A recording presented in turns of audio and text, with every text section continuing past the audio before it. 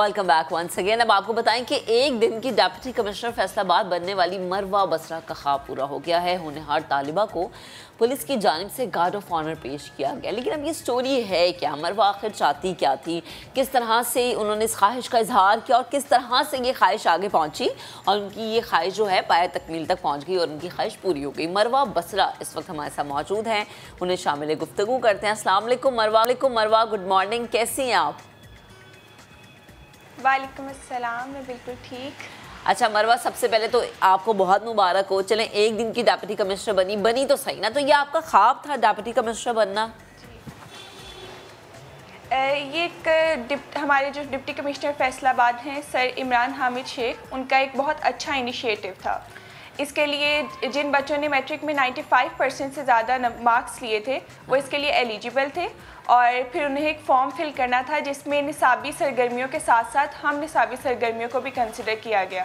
तो उसमें मैट्रिक के रिज़ल्ट के 40 मार्क्स थे, इसी तरह बच्चे के बिहेवियर के 10 मार्क्स थे और जो इल्मी और अदबी मुकाबला जात हैं उसके 20 मार्क्स थे। तो मतलब इन सब चीज़ों को इंक्लूड किया गया और फिर पूरे फैसलाबाद में से टॉप 20 बच्चे सेलेक्ट किए गए और उनका फिर इंटरव्यू हुआ। इंटरव्यू के लिए भी प्रॉपर पैनल बैठा जिसमें additional deputy commissioner sir Kashif Awan थे, CEO एजुकेशन थे और DEO एजुकेशन थे।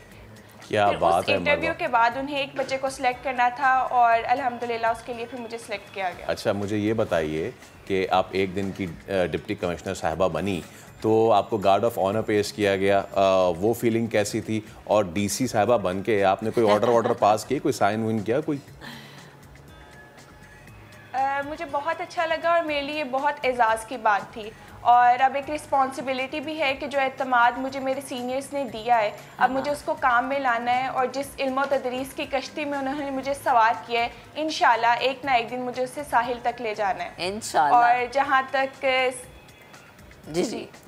अच्छा मरवा, एक तो अपनी बात भी मुकम्मल कीजिएगा और दूसरा मेरा सवाल भी लीजिएगा कि अब नेक्स्ट आपका प्लान क्या है। चलें, ये तो वो थी ना चीज़ जो कि आपको मिल गई, आप बन गई। एक ख्वाब भी होता है, एक ख्वाहिश भी होती है, तो अब आगे मज़ीद क्या करना है आपने?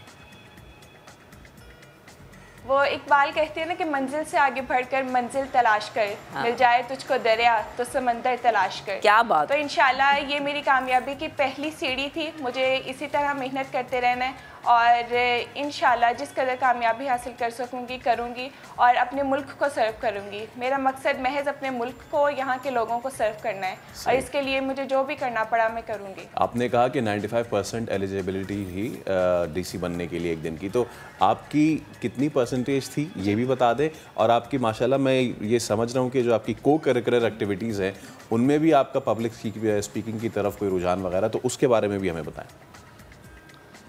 जी, मेरे मैट्रिक में 1100 में से 1072 मार्क्स थे। इसके अलावा मैं हमेशा जो हमने साबित सरगर्मियाँ हैं उसमें पार्टिसिपेट करती रही हूँ। पेंटिंग में मैंने प्रोविजनल लेवल पर फर्स्ट पोजीशन हासिल की थी और तकारीरी मुकाबलों में कई मरतबा मैंने ज़िलाई लेवल पर टॉप किया हुआ है। इसके अलावा जब भी मेरे इंस्टीट्यूट में कोई भी फंक्शन होता था तो मैं एज अ स्टेट सेक्रेटरी और ऑर्गेनाइज़र के तौर पर अपने फ़राइज़ सर अंजाम देती थी।